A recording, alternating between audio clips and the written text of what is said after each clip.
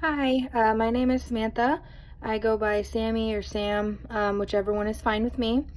And in a perfect world, I would like to be an athletic director at either the high school or collegiate level. At the moment, I'm coaching at the high school level and obviously working towards my sport management degree. So yeah, that would be in a perfect world. And then I'm currently coaching high school dance, and then I've got high school softball coming up this spring. And I've only really come into contact with minor legalities, meaning ones that and procedures that only I would follow as a coach to protect myself and my athletes as well.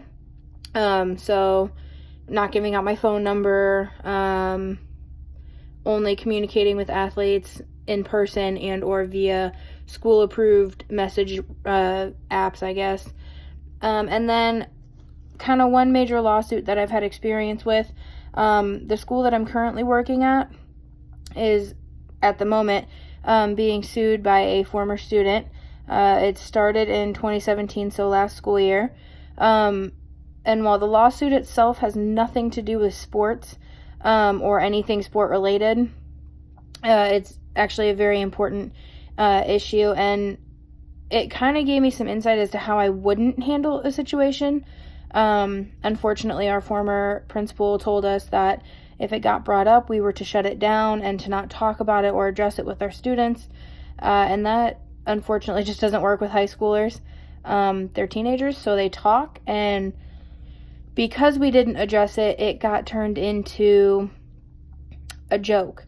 We had kids who would come in every day and just make jokes about it, and it's really too bad because I also had kids that would come in and would actually want to talk about it, and I was told that I was not allowed to, so I didn't. And I just think that it's a shame that it got turned into this big joke, and this former student was scrutinized and patronized for everything that she was suing the school for. So that's kind of how I wouldn't handle it, I guess. Not really sure how I would handle it. I just know that in that instance, I would address it. And then I believe it is extremely important to understand the legal implication of managing sport recreation operations, not only for the organization, but for all that are involved. So whether you are a employee in that organization or a patron of the organization, I think that it's important to understand kind of where you stand legally.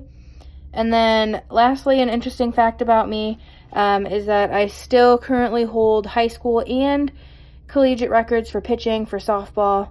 So yeah, that's me.